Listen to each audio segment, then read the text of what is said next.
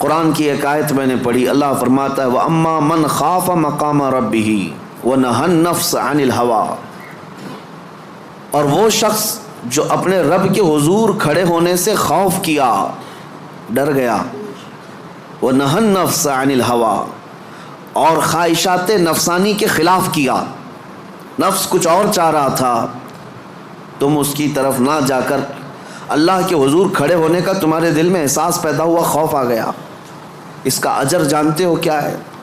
قرآن کہتا ہے فَإِنَّ الْجَنَّةَ هِيَ الْمَأْوَىٰ، تو ایسے آدمی کا ٹھکانہ تو جنت ہی ہے، اس کا ٹھکانہ سیدھے جنت ہے۔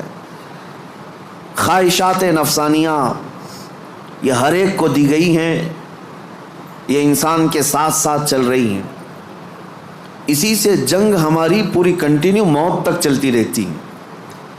دنیا میں دوست بھی بنتے ہیں، دشمن بھی بنتے ہیں، دوست چھوٹ سکتے ہیں اور دشمن ختم بھی ہو سکتے ہیں، لیکن تمہارا نفس تمہاری موت تک ساتھ رہتا ہے، ہر گھڑی ساتھ رہتا ہے۔ وہ نفس ہمارے ساتھ ہے جس نے شیطان کو بھی گمراہ کیا۔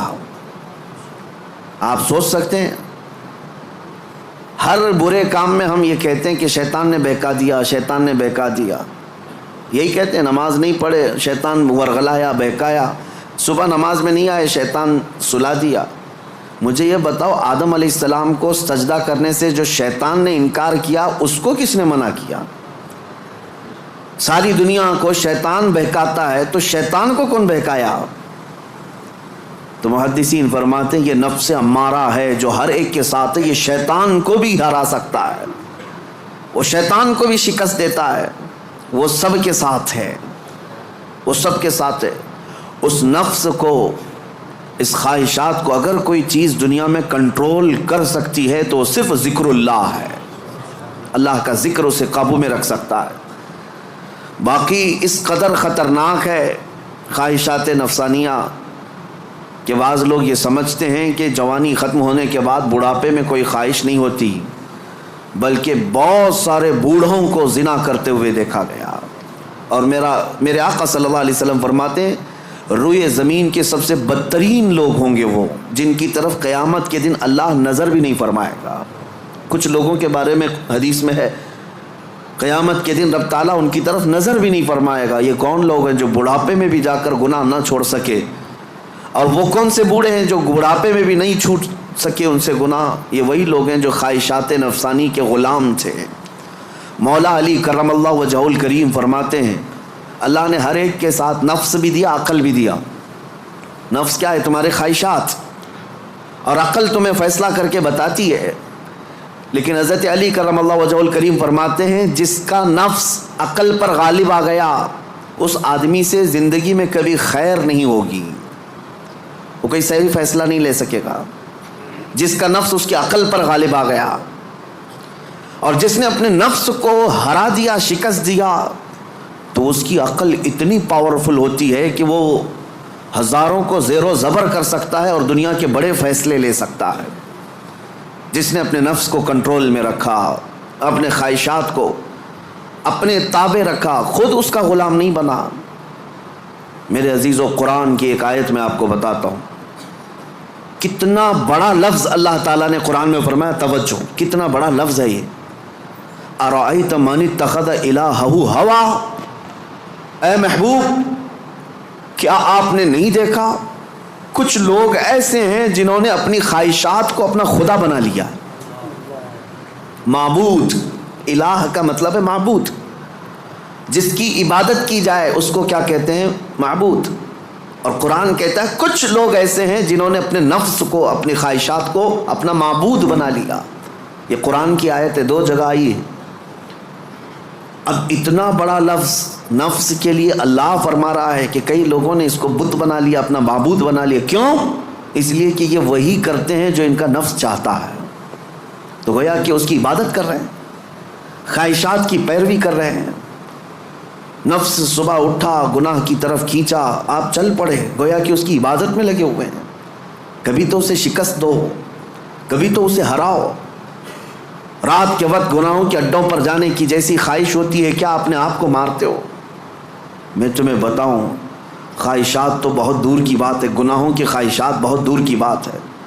سیدنا ابو بکر شبلی رحمۃ اللہ تعالی علیہ سلسلہ قادریہ کے بڑے مشہور بزرگ ہیں، جن کے نام سے ہم شجرے میں پڑھتے ہیں بہر شبلی شیر حق دنیا کے کتوں سے بچا۔ وہ حضرت ابو بکر شبلی جب رات کے وقت عبادت کے لیے آتے تھے تو اپنی آنکھوں میں نمک کا سرما لگاتے تھے۔ کیوں؟ صرف اس لیے کہ نیند اگر آئی تو گویا کہ میں اپنی خواہش کا غلام ہو گیا، اپنے رب کا نہیں۔ عبادت اس کی ہو رہی ہے اور میں خواہش کے پیچھے چل رہا ہوں، حالانکہ نیند جو ہے یہ فطری چیز ہے، کسی کو کہیں پہ بھی آ جاتی ہے۔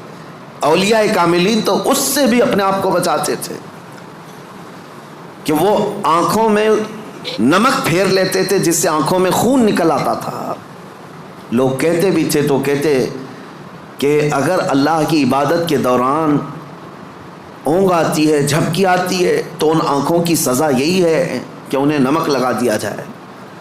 اور حضرت شاہ مینا رحمۃ اللہ علیہ لکھنؤ میں آرام فرما ہے، حضرت شاہ مینا، ان کا حال تو یہ تھا کہ جب رات کو عبادت کے لیے کھڑے ہوتے تو ایک اونچی دیوار پر وہاں کھڑے ہو کر نماز پڑھتے، ادھر بھی کھائی ہے ادھر بھی کھائی ہے، کھڑے رہتے۔ لوگ کہتے کہ نماز پڑھنے کے لیے اتنی جگہ ہے، اس دیوار پر کیوں جا کر نماز پڑھتے ہیں؟ حضرت شاہ مینا فرماتے تاکہ میں ہمیشہ اللہ کی عبادت میں مصروف رہوں، اگر نیند آئی تو میرا جسم دیوار سے نیچے آ سکتا ہے اور اس جسم کو وہی سزا ملنی چاہیے جو اپنے رب سے غافل ہوتا ہو۔ نفس کے خلاف وہ اولیاء جنگ کرتے رہے، لڑتے رہے۔ سب سے بڑی خطرناک چیز آج ہمارے ساتھ جو چل رہی وہ ہمارے خواہشات سے ہے، اور میرے آقا صلی اللہ علیہ وسلم ارشاد فرماتے ہیں لا یؤمن احدکم حتی یکون ہواہ تبعا لما جئت بہ، تم میں سے اس وقت تک کوئی مومن نہیں ہو سکتا جب تک اپنی خواہشات کو میری مرضی کے حوالے نہیں کرے گا۔ تم ویسا جب تک نہیں کرو گے جیسا رسول اللہ چاہیں تب تک تم مومن نہیں ہو۔ تم وہ کرتے ہو جیسا تم چاہتے ہو، تمہاری مرضی، تمہاری خوشی، تمہیں جو اچھا لگا وہ کرنے لگے۔ یہ مومن کامل کی علامت نہیں۔ مومن کامل وہ ہے جو اپنی زندگی میں وہ کرے جو رسول پسند کرے، ان کی مرضی کے مطابق۔ میرے عزیزو، خواہشات یہ لامتناہی سلسلہ ہے، نہ ختم ہونے والا سلسلہ ہے۔ کسی بھی خواہش کا کوئی اینڈ نہیں ہے، کر کے دیکھ لو۔ تمہیں اگر دولت کی خواہش پریشان کرتی ہے تو کماؤ کماؤ کماؤ، کہاں تک جاؤ گے؟ کبھی بھی پیٹ نہیں بھر سکتا۔ نبی پاک صلی اللہ علیہ وسلم ارشاد فرماتے ہیں قبر کی مٹی ہی اس کا پیٹ بھر سکتی ہے۔ کسی بھی خواہش کا اینڈ نہیں ہے دنیا میں، جو خواہشات ہیں۔ مال کی خواہش، میں یہ نہیں کہہ رہا کہ کسی کو مال کمانا ہی نہیں چاہیے، ارے میاں زندگی گزارنے کے لیے ہر ایک کو کمانا ہے، ہر ایک کو کمانا ہے، لیکن میں جس چیز کی مذمت کر رہا ہوں غلام بن کر کے پیچھے بھاگنا۔ جیسے فارسی میں کہا گیا ہے خوردن برائے زندگی اس نہ کہ زندگی برائے خوردن۔ کھانا جو ہے تمہاری زندگی کے لیے ہے، پوری زندگی کھانے کے لیے نہیں ہے۔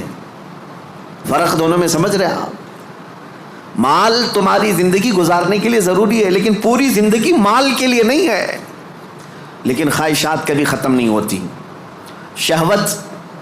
شہوت کی خواہشات، نفس جیسے جنسی عمل کے ذریعے سے اپنے جسم کو سکون پہنچانے کی کوشش کرتا ہے، وہ خواہشات بھی کبھی ختم نہیں ہوتی،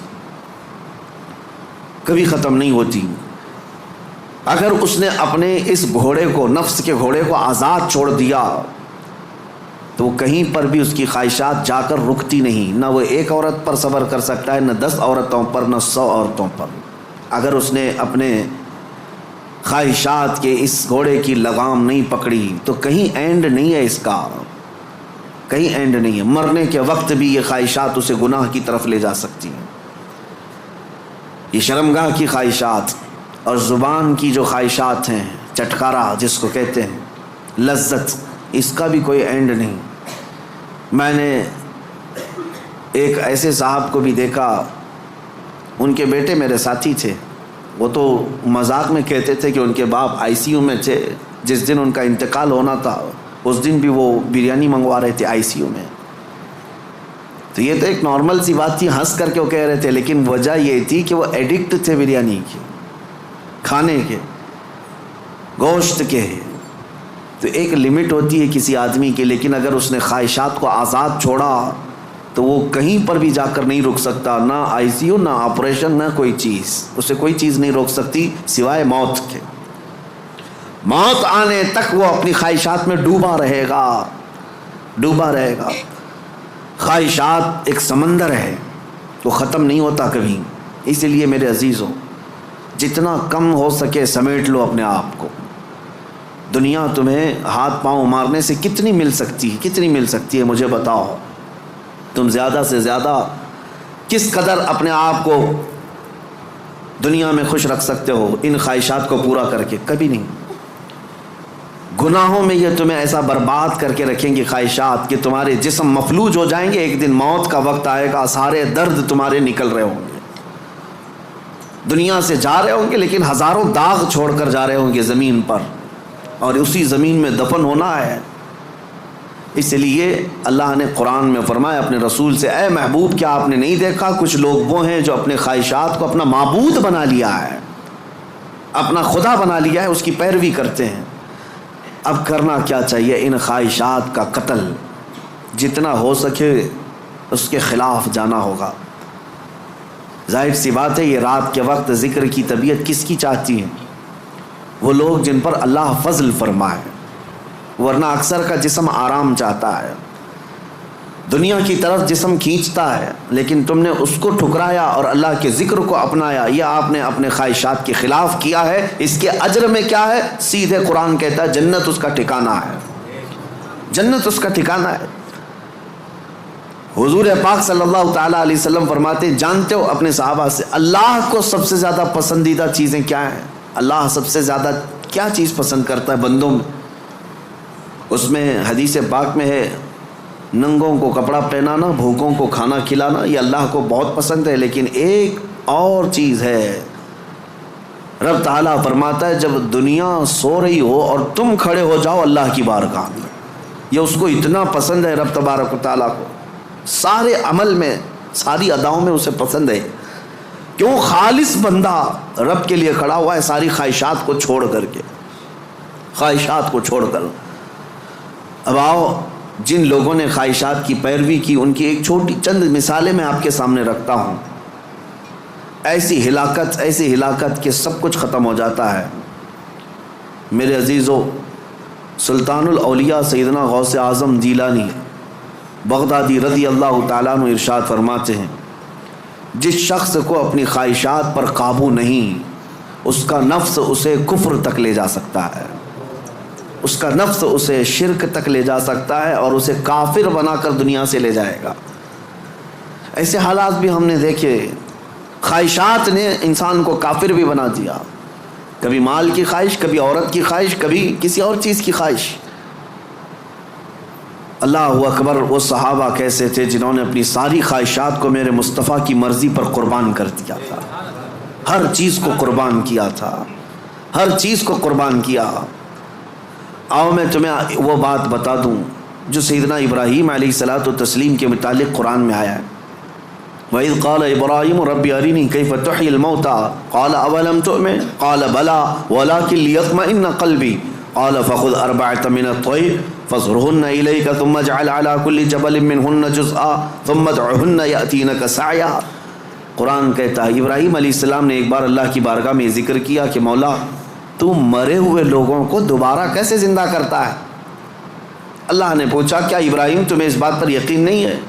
عرض کیا مولا یقین ہے لیکن آنکھوں سے دیکھنا چاہتا ہوں، تو مردے زندہ کیسے کرتا ہے؟ رب تعالیٰ نے فرمایا 4 پرندے لے لو، ان کو ذبح کرو، ان کا گوشت پورا قیمہ بنا کر مکس کر لو، اور 4 پہاڑوں پر تھوڑا تھوڑا سب کا گوشت رکھ کر کے آؤ، اور پھر ان پرندوں کے نام لے کر پکارو، وہ اڑتے ہوئے آئیں گے۔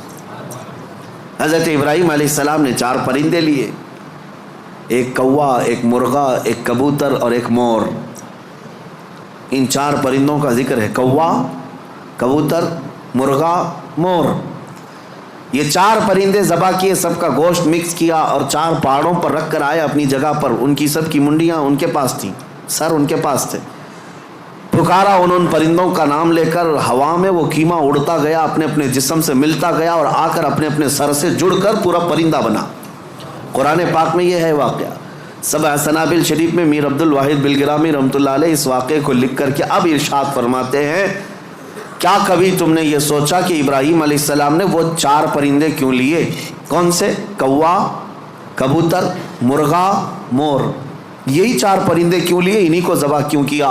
اور رب تعالیٰ کی قدرت کا مشاہدہ کرنا تھا. مری ہوئی چیز کو زندہ دیکھنا، آنکھوں سے مشاہدہ کرنا یہ معمولی چیز تو نہیں ہے.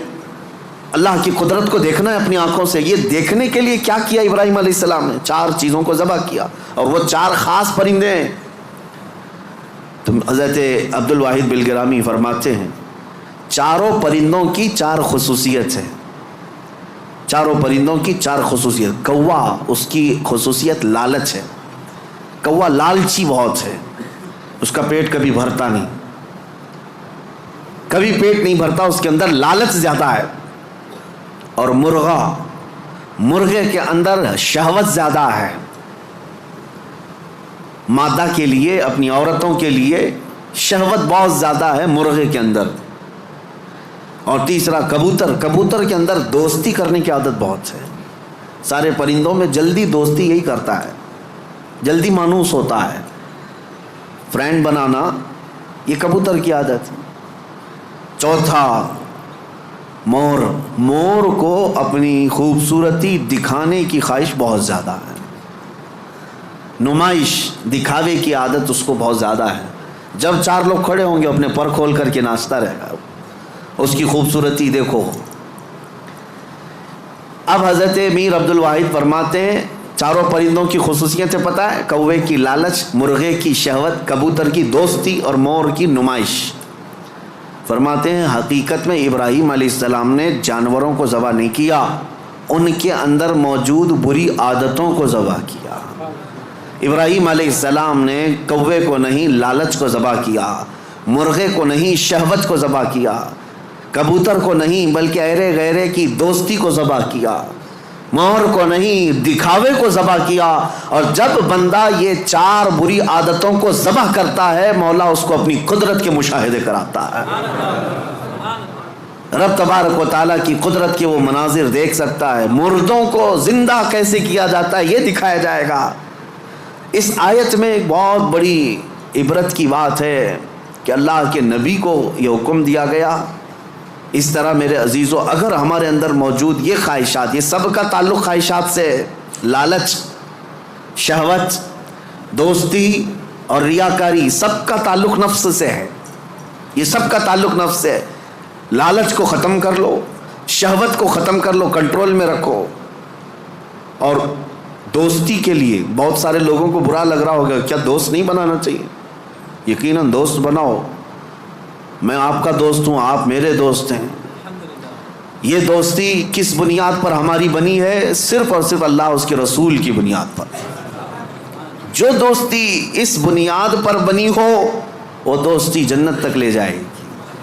اور جو دوستی صرف حرام کاریوں کی بنیاد پر بنی ہے، قیامت کے دن کچھ لوگ تو بیچارے یوں ہی جا رہے ہوں گے دوزخ میں. وہ کچھ کیے نہیں تھے، وہ یوں ہی جا رہے تھے. کیوں؟ قرآن کہتا ہے وہ چلا رہے ہوں گے یا ویلتا لیتنی لم اتخذ فلانا خلیلا، اے کاش میں فلاں کو دوست نہیں بنایا ہوتا تو اچھا ہوتا، اس نے گناہ کیا، پکڑ میری بھی ہو رہی ہے.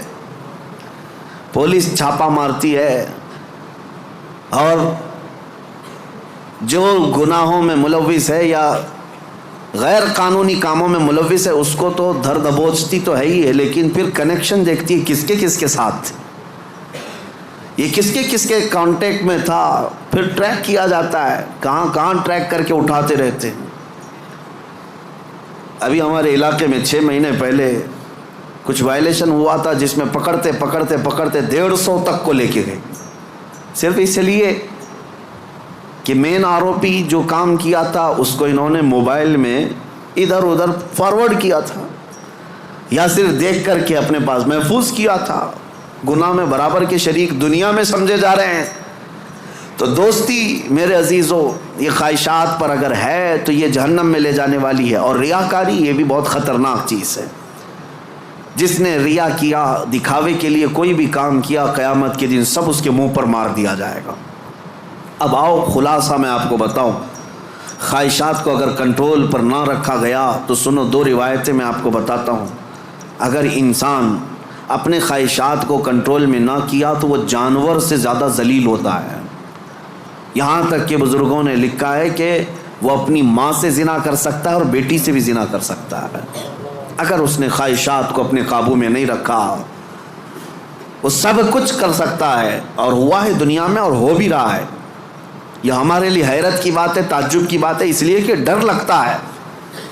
لیکن بے شمار ایسے معاملات موجود ہیں میاں، یہ تو ہم معاذ اللہ نعوذ باللہ پڑھ رہے ہیں اس بری خبر کو سن کر.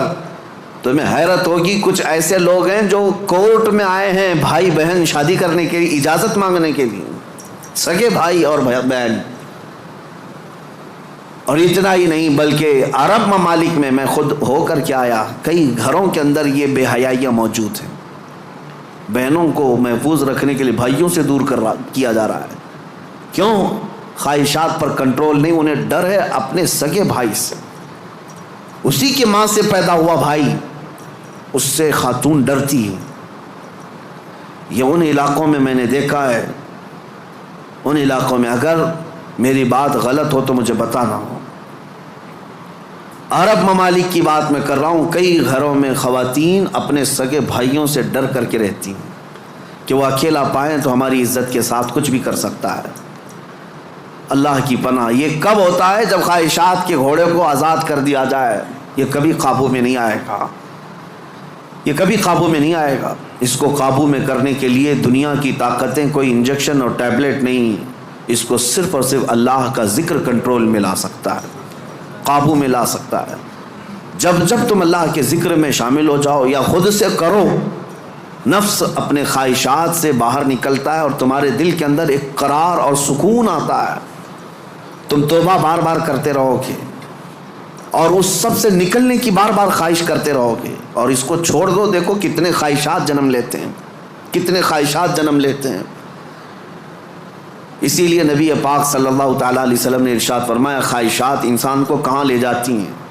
شاید ایک 7-8 سال پہلے کی بات ہے. مہاراشٹر کا ایک علاقہ ہے، ایک شہر ہے، بڑا مشہور شہر ہے. اب چونکہ مجھے کچھ بھی بولنا مشکل ہے، ساری چیزیں وائرل ہوتی ہیں. کوئی بھی اس جگہ کے لوگ اس کو غلط انداز میں نہ محسوس کریں. پہلے میں ہر چیز آپ کے سامنے ظاہر کرتا بولتا تھا.